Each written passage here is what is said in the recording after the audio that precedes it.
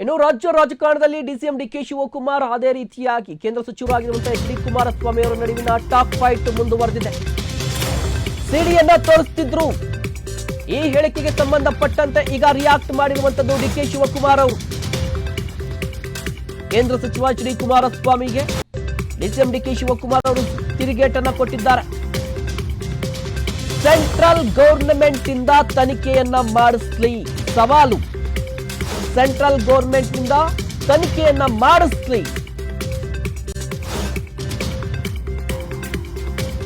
ಸದ್ಯಕ್ಕೆ ನಿನ್ನ ಸಹೋದರನದ್ದು ಕೊಡಪ್ಪ ಅಂತ ಹೇಳಿ ಡಿಕೆ ಶಿವಕುಮಾರ್ ಅವರು ಹೇಳಿಕೆಯನ್ನ ಕೊಟ್ಟಿದ್ದಾರೆ.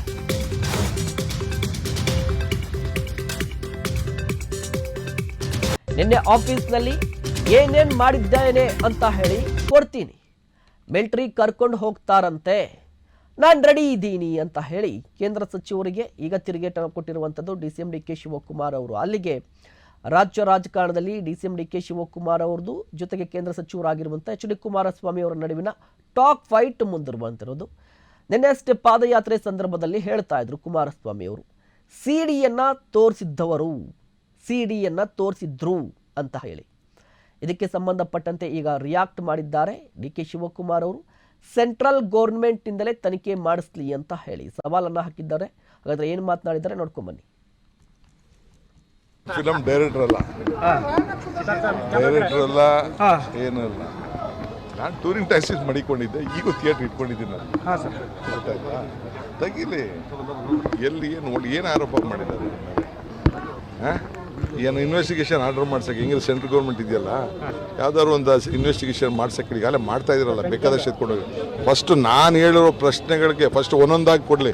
ಈಗ ಸದ್ಯಕ್ಕೆ ನಿನ್ನ ಸೋದರನ್ನು ಕೊಡಪ್ಪ, ನಿನ್ನ ಅಧಿಕಾರ ನೀನು ಆಫೀಸ್ ಮಾಡಿಕೊಂಡು ಏನೇನು ಮಾಡಿದ್ದಾನೆ ಅಂತ ನನಗೆ ಕೊಡ್ತೀನಿ. ನಾನು ಕನಕಪುರ ರೋಡಲ್ಲಿ ಏನಿದೆ, ಇದನ್ನು ನೆಲಮಂಗಲ ರೋಡಲ್ಲಿ ಏನಿದೆ, ಮೈಸೂರು ರೋಡಲ್ಲಿ ಏನಿದೆ, ಬೆಂಗಳೂರಲ್ಲಿ ಏನಿದೆ, ಏರ್ಪೋರ್ಟ್ ರೋಡಲ್ಲಿ ಏನಿದೆ, ಹೆಂಗೆ ಬಂತು, ಏನು ಬಂತು, ಮೈನಿಂಗ್ದೆಲ್ಲ ಆಮೇಲೆ ನೆಕ್ಸ್ಟ್ ಮಾತಾಡೋಣ. ಫಸ್ಟ್ ಇಷ್ಟಕ್ಕೆ ಉತ್ತರ ಬಿಡುಗಡೆ ಮಾಡ್ತೀರಾ ಸರ್?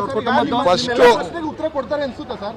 ಕೊಡ್ಬೇಕು ಅವರು, ಯಾಕಂದ್ರೆ ಕೊಡಬೇಕು, ಕೊಡಬೇಕು. ಈಗ ನನ್ಗೆ ಹೇಳಿದಾರಲ್ಲ, ಮಿಲಿಟರಿ ಬಂದು ಕರ್ಕೊಂಡು ಹೋಗ್ತದೆ ಅಂತ, ರೆಡಿ ಇದೀನಿ ನಾನು. ಯಾವಾಗ ಕಳಿಸ್ತೀಯ ಹೇಳಪ್ಪ, ನಾನು ರೆಡಿ ಇದ್ದೀನಿ. ಟಾರ್ಗೆಟ್ ಮಾಡ್ತಾ ಇರೋದಕ್ಕೆ ಇಂಥ ಮಾತುಗಳೆಲ್ಲ ಬರ್ತಾ ಇರೋದು.